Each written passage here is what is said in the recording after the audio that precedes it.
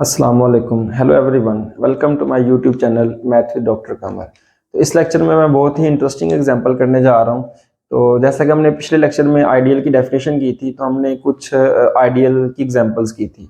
तो हमने जब आइडियल की डेफिनेशन की थी, तो हमारे पास आइडियल वो होता है जो लेफ्ट आइडियल भी हो और जो हमारे पास राइट आइडियल भी हो। तो कुछ ऐसे आइडियल भी हो सकते हैं जो सिर्फ लेफ्ट आइडियल हो और राइट आइडियल ना हो, और कुछ ऐसे भी हो सकते हैं जो राइट आइडियल हो और लेफ्ट आइडियल ना हो। तो मैं आप लोगों को एक ऐसी एग्जांपल देने जा रहा हूं, यानी कि वो मैं एक तरीका बताने जा रहा हूं, एग्जांपल भी दूंगा, तो जिसकी मदद से बात आप बाद में आप जितनी मर्जी चाहें तो आप ऐसी एग्जांपल्स कंसिडर कर सकते हैं रिंग ऑफ मैट्रिसेस में जो लेफ्ट आइडियल हो और राइट आइडियल ना हो। ठीक है, ओके।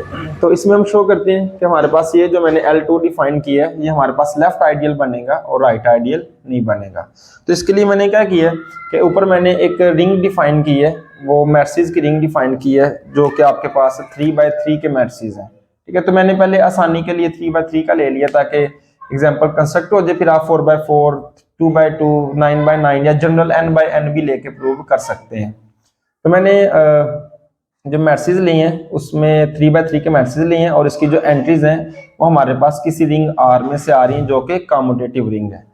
और मैंने L2 इस तरह डिफाइन किया है, इस तरह, यानी हम L1 भी डिफाइन कर सकते हैं और L3 भी। तो L2 डिफाइन करने का 2 का मकसद ये है यहाँ पे कि ये सेकंड कॉलम में जो है वो मतलब आर्बिट्रेरी एंट्रीज आएंगी, और जो पहला कॉलम होगा वो भी जीरो होना चाहिए, और जो तीसरा कॉलम है वो भी जीरो होना चाहिए, और ये वाले एलिमेंट आपके रिंग में से आएंगे। ठीक है, तो यहाँ पे ये तीनों 0 0 भी ले सकते हैं, या रिंग के जो भी एलिमेंट होंगे वो भी ले सकते हैं। तो हमने इसे शो करना है कि ये हमारे पास क्या बन रहा है, लेफ्ट आइडियल बन रहा है। ठीक है, हमने इसे लेफ्ट आइडियल शो करना है। ओके, तो लेफ्ट आइडियल शो करने के लिए मुझे क्या क्या शो करना होगा कि जो L2 है मेरे पास है वो मेरे पास क्या बन रहा है, सब रिंग बन रहा है। तो सब रिंग शो करने के लिए मुझे ये शो करना होगा कि मेरा किसी भी दो आर्बिट्रेरी ए बी नहीं कहना चाहिए, चले एक्स वाई मैट्रिसेस ले रहे हैं, तो हम यहाँ मैट्रिसेस कह देते हैं कि A माइनस बी मैट्रिक्स जो है,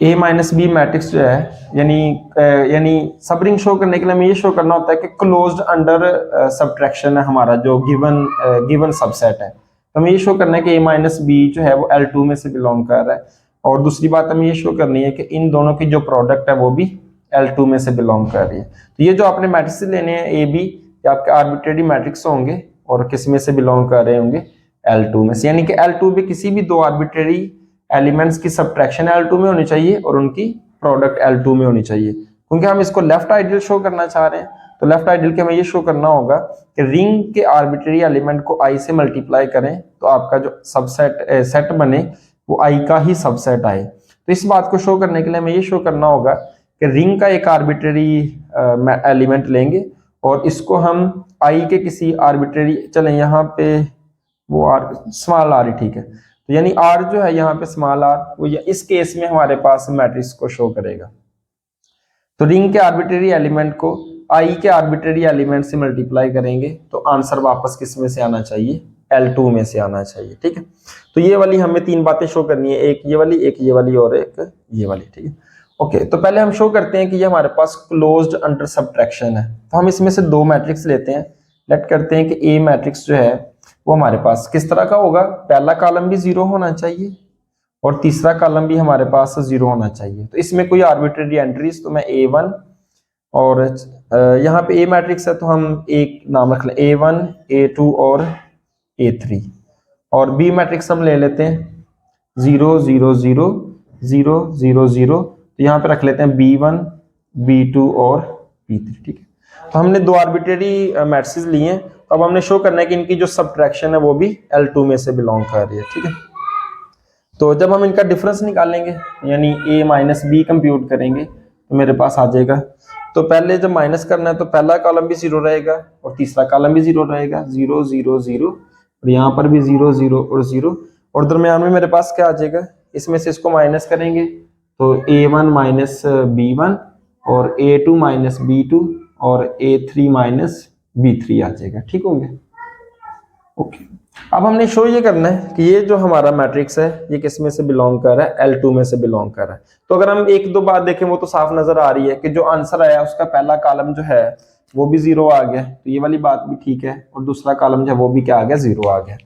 अब तीसरी बात ये शो करनी है कि ये जो एलिमेंट्स हैं वो हमारे किस में से होने चाहिए, रिंग में होने चाहिए।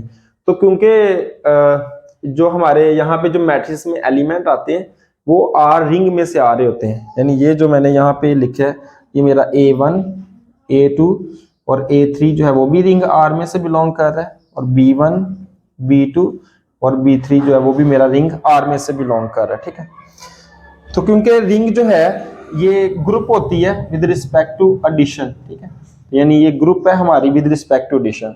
तो अगर विद रिस्पेक्ट टू एडिशन है तो हर दो एलिमेंट्स की एडिशन सब्ट्रैक्शन वगैरह किस में आएगी, रिंग आर में आएगी। ठीक है, तो इस बात से हमें ये पता चलेगा कि हमारा जो A1 और B1 जो है वो रिंग आर में से बिलोंग कर रहा है। तो इस बात का मतलब है कि इनका जो डिफरेंस है वो भी किस में बिलोंग करेगा, रिंग आर में से, क्योंकि रिंग आर जो है वो ग्रुप है विद रिस्पेक्ट टू एडिशन।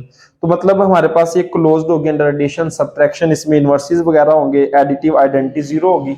जब दो एलिमेंट लूंगा A1 और B1 जो रिंग आर में से बिलोंग कर रहे हैं तो उनका डिफरेंस जो है वो भी किस में जाएगा, आर में। तो सिमिलरली अगर हम A2 और B2 की बात करें तो वो भी हमारा किस में चला जाएगा, A2 माइनस B2 आर में चला जाएगा। और इसी तरह अगर हम A3 B3 की बात करें तो वो भी किस में चला जाएगा, एलिमेंट आर में चला जाएगा। तो हम इनको कोई नया नाम दे देते हैं, ये जो है 0 0 0 और यहाँ आपके पास आप कह लें कोई A प्राइम B प्राइम और C प्राइम बन गया। तो ये अब जो A प्राइम B प्राइम और C प्राइम है ये हमारे किस में से बिलोंग कर रहे हैं, C प्राइम, वो रिंग आर में से बिलोंग करें। ठीक है, तो ये L2 की तमाम कंडीशन सेटिस्फाई कर रहा है कि पहला कॉलम भी 0 आ गया, दूसरा कॉलम भी 0 आ गया, और जो दरमियान में एंट्रीज आई हैं वो किस में से बिलोंग कर रही, रिंग आर में से बिलोंग कर रही है। ओके, तो पहली प्रॉपर्टी ट्रू होगी हमारी। अब हम दूसरी प्रॉपर्टी शो करते हैं कि जब मैं ए बी को मल्टीप्लाई करूंगा तो क्या आंसर आएगा। तो मैं डायरेक्ट ही आंसर लिख रहा हूँ, जब हमने इसको इससे मल्टीप्लाई करना है तो 0 आ जाएगा, A1 0 आ जाएगा, और इससे मल्टीप्लाई करेंगे 0, ये भी 0 आ जाएगा। जब इस वाले को सेकंड कॉलम से मल्टीप्लाई करेंगे तो क्या आएगा, इसको इससे मल्टीप्लाई करेंगे 0 और इसको इससे मल्टीप्लाई करेंगे तो आपके पास आएगा A1 और B2 आ जाएगा, और 0 को इससे करेंगे तो 0। जब इस वाले पहले रो को तीसरे कॉलम से करेंगे क्योंकि सारा कॉलम 0 है तो आंसर 0। जब इस वाले को पहले वाले से करेंगे तो आंसर 0, और इसी तरह जब सेकंड कॉलम से करेंगे तो हमारे पास आ जाएगा A2 और इसको हमने इससे करना है A2 और B2 आ जाएगा। और इसी तरह जब मैं इसको थर्ड कॉलम से करूंगा तो आंसर 0 आ जाएगा। जब इस वाले को पहले कॉलम से करना है तो ये भी 0 आ जाएगा।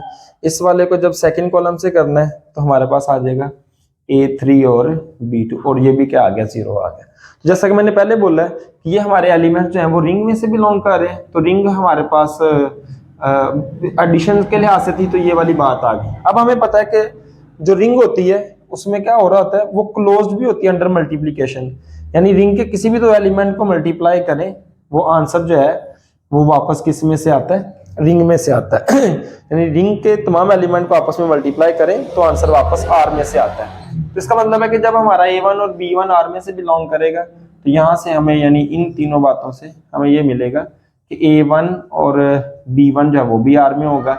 इसी तरह कोई भी आर्बिट्रेरी एलिमेंट है तो A1 और B2 जो है वो भी आर में होगा।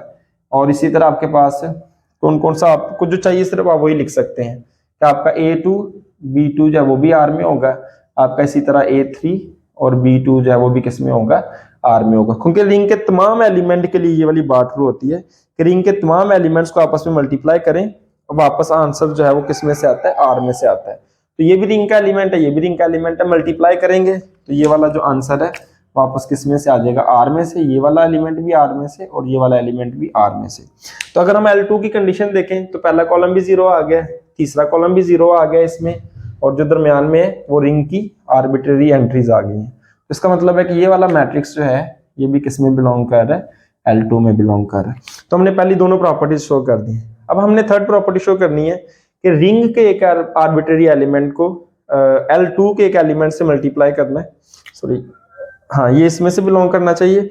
और यहाँ पे कंडीशन ये है कि ये R जो है वो आपका सॉरी M3R में से बिलोंग करना चाहिए, और आपका जो A मैट्रिक्स है वो L2 में से बिलोंग करना चाहिए। यानी एक एलिमेंट रिंग के वाले से मल्टीप्लाई करना है और दूसरा हमने L2 का एलिमेंट लेना है और वापस आंसर L2 की फॉर्म का आना चाहिए। ठीक है, तो मैं लेट कर लेता हूँ कि जो मेरे पास आर मैट्रिक्स है वो इक्वल है A11, A12, A13, A21, A22, A23, A31, A32 और A33। और जो A मैट्रिक्स है वो हम ले लेते हैं 0 0 0 0 0 0 और यहाँ A B और C रख लेते हैं, ठीक है।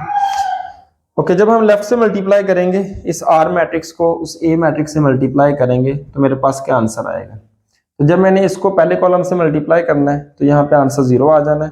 इस वाले को जब मैंने दूसरे वाले से करना है तो तब आंसर आएगा। तो तब आंसर क्या आएगा, A11 plus B A12 plus C A12। अब मैं इनको पहले भी लिख सकता हूँ और बाद में भी, क्योंकि जो रिंग R है वो मेरी कम्यूटेटिव रिंग है। तो कम्यूटेटिव रिंग में क्या होता है, A B equal to B A. तो हम किसी भी एलिमेंट को पहले भी लिख सकते हैं और बाद में भी लिख सकते हैं। जब इस वाले को थर्ड कॉलम से करूंगा तो आंसर 0 आएगा। इस वाले को पहले कॉलम से करेंगे आंसर 0। इस वाले को जब सेकंड से करेंगे तो आपके पास A21 और B22 और C और आपके पास A23 आएगा, ठीक है। और जब आप इस सेकंड रो को थर्ड कॉलम से करेंगे तो आंसर 0। इसी तरह जब इसको फर्स्ट कॉलम से करेंगे तो आंसर 0। जब सेकंड से करेंगे तो आपके पास A31 plus B A32 plus C और A33। और जब इस थर्ड रो को आप थर्ड कॉलम से करेंगे तो आंसर 0 आ जाएगा, ठीक है। ओके, अब अगर हम यहाँ पे देखें तो ये जो एलिमेंट है बेसिकली ये भी रिंग में से बिलोंग कर रहा है और ये एलिमेंट जो है ये भी रिंग में से बिलोंग कर रहा है। तो रिंग के दो एलिमेंट को मल्टीप्लाई करने से वापस आंसर रिंग में से आता है। ये भी आंसर रिंग में से आएगा, ये भी रिंग में से। तो सारे जो मल्टीप्लीकेशन है, क्योंकि रिंग के एलिमेंट है इस आर रिंग के, तो सारे आंसर इसी में से आएंगे।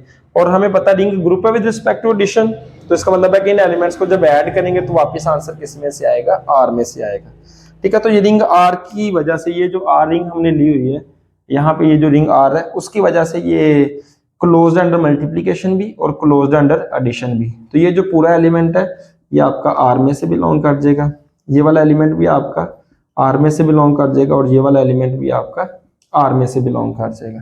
तो अब देखें, जब मैंने रिंग के एलिमेंट को इस L2 के आर्बिट्रेरी एलिमेंट से मल्टीप्लाई किया है तो वापस आंसर जो L2 की फॉर्म का आया है, यानी पहला कॉलम भी 0 आ गया, थर्ड कॉलम भी 0 आ गया और जो सेकंड कॉलम है उसमें हमारे पास आर्बिट्रेरी एंट्रीज आ गई हैं। तो इसका मतलब कि ये जो एलिमेंट है ये आपका L2 में से बिलोंग कर रहा है। तो हमने तीनों प्रॉपर्टीज शो कर दी कि ये जो हमारे पास हमने L2 डिफाइन किया था वो हमारे पास लेफ्ट आइडियल बन रहा है। अब हमने सिर्फ ये शो करना है कि ये जो लेफ्ट आइडियल है वो राइट आइडियल हमारे पास नहीं है। तो मुझे काउंटर एग्जांपल देनी होगी, मुझे एक यानी ये शो करना होगा। चलें मैं रेज कर लूँ फिर बताता हूँ। हमने ये शो कर दिया है कि ये जो हमने L2 डिफाइन किया था ये लेफ्ट आइडियल है। अब हमें शो ये करना है कि ये हमारे पास राइट आइडियल नहीं है। तो उसके लिए मुझे काउंटर एग्जांपल देनी होगी। यानी राइट आइडियल की डेफिनेशन ये होती है कि आई आर जो है वो सबसेट होना चाहिए आर का। यानी हमारे पास आई के तमाम एलिमेंट्स जब रिंग के आर्बिट्रेरी एलिमेंट से मल्टीप्लाई होंगे तो वापस आंसर किस में से आना चाहिए, आई में से। और यहाँ ए जो है वो आपका आई में से बिलोंग करना चाहिए और आर जो है वो आपका जो मतलब मेन रिंग होगी उसमें से बिलोंग करना चाहिए, ठीक है। ओके, तो अब मैंने काउंटर एग्जांपल बनानी है जिसके मतलब किसी एक मैट्रिक्स ए के लिए, यानी यहाँ पे जो मैंने आई लिया हुआ है, जो आई लिया हुआ है वो हमारा L2 है और जो रिंग ली है बेसिकली वो हमारी M3 और R है, ठीक है। तो बेसिकली यहाँ हम सिंबल चेंज भी कर सकते हैं, तो ये हम इसको R प्राइम कह देते हैं, ठीक है। ओके, क्योंकि दोनों नोटेशन सेम आ रही थी तो मैंने इसको इंटरचेंज कर दिया। यानी ये वाली जो है इसको हम क्या कह रहे हैं, इसको हम R प्राइम कह रहे हैं, ठीक है। ओके, तो अब L2 का एलिमेंट लेना है तो L2 का एलिमेंट हम इसी तरह का ले सकते हैं कि पहला कॉलम भी हमने 0 रखना है और तीसरा कॉलम भी हमने 0 रखना है और दरमियान में कोई भी एंट्रीज रखनी है। आर्बिट्रेरी एंट्रीज रख सकते हैं, तो यानी रिंग में 1 भी होगा तो हम यहाँ 1 रख लेते हैं, यहाँ 0 रख लेते हैं और यहाँ पर भी हम 0 रख लेते हैं। ओके, और यहाँ पे अब हमने राइट साइड पे कोई एलिमेंट रखना है रिंग आर का, आर्बिट्रेरी एलिमेंट, जिसको मल्टीप्लाई करें तो हमारे पास इस तरह का आंसर ना आए जिस तरह के L2 के आंसर आते हैं। तो इसके लिए मैं इस तरह कर लेता हूं कि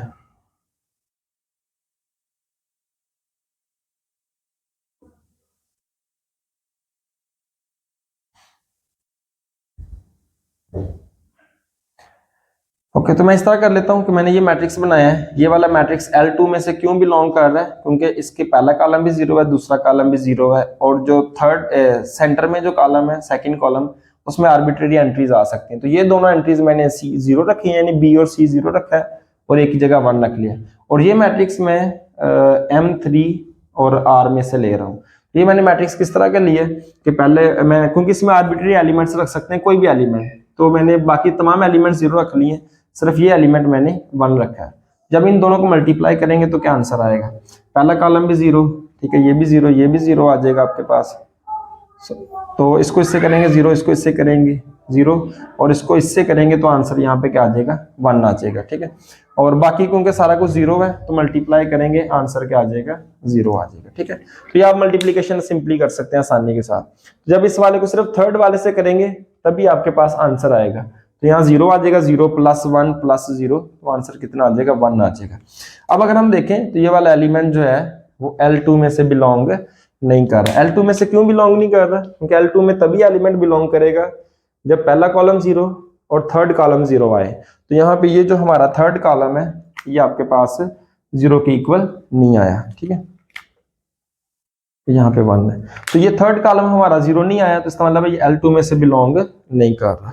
तो हमारे पास ये वाली प्रॉपर्टी सेटिस्फाई नहीं हो रही कि यानी L2 के एलिमेंट को लेफ्ट पे रखें और रिंग के एलिमेंट को राइट पे रखें, तो दोबारा आंसर I में से आना चाहिए। तो जैसा कि मैंने यहाँ पे बताया था ना कि हमारा I जो है वो L2 के इक्वल है, और जो मैंने रिंग ली हुई है वो मेरी M3 है।